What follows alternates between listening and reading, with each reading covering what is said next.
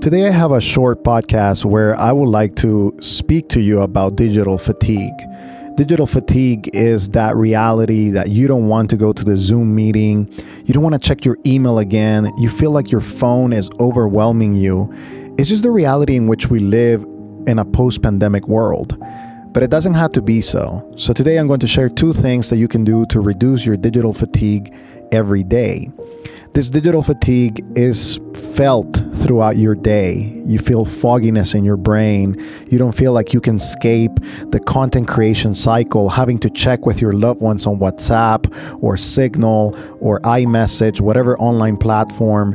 You don't have peace because you are constantly pinged again and again and again.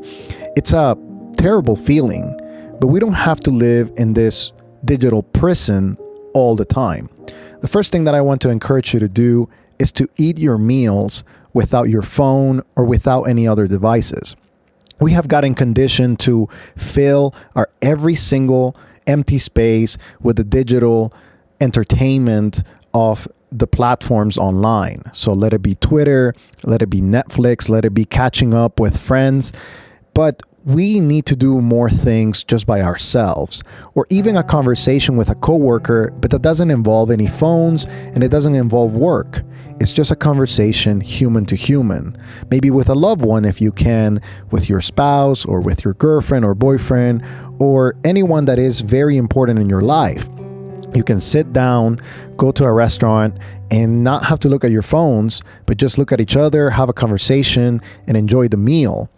We have gotten used to this exploitation and ability to be overwhelmed all the time by the digital pleasures of the world that we forget that we need time just to be with ourselves, enjoy the meal that is in front of us, and that's it. So I want to encourage you to do that, to go about your day, and every time you have a meal, just to enjoy the meal, or even enjoy the meal with somebody else without any kind of device interruption. That's the first thing. The second thing that I want to say is go and intentionally plan time throughout your day, maybe 30 minutes, maybe even 15 minutes to take a walk.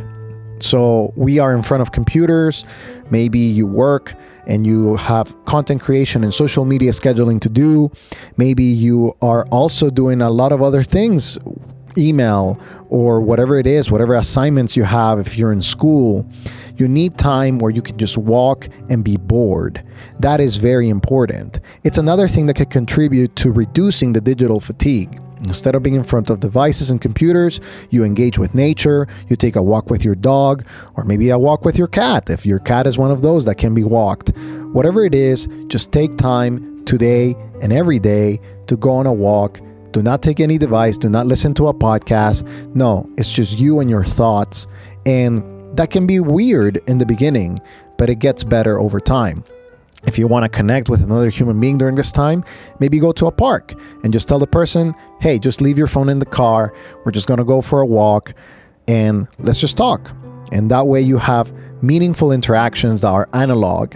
We are made for those interactions with people and we have forgotten about it. So it's very important for us to have it. So there you have it. 2 suggestions that I have for you today. Eat your meals by yourself or with somebody else, but with no devices, and go on a walk for 15 minutes a day. It's just a start. It doesn't have to be 2-3 hours a day of walking or having a meal for an hour. No, just enjoy what you have and reduce that digital fatigue. If you want to learn more about this concept, I'm going to point you to a book that I've been listening to since yesterday.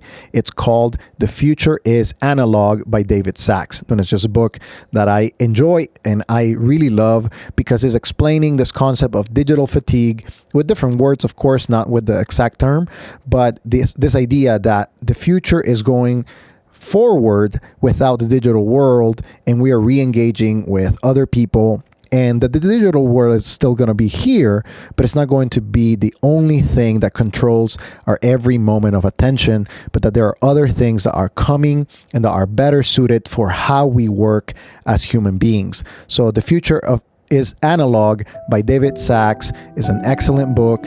Read it, listen to it, whatever you prefer. It's an excellent book. I'll put a link in the show notes or in the email if you're receiving this as a newsletter.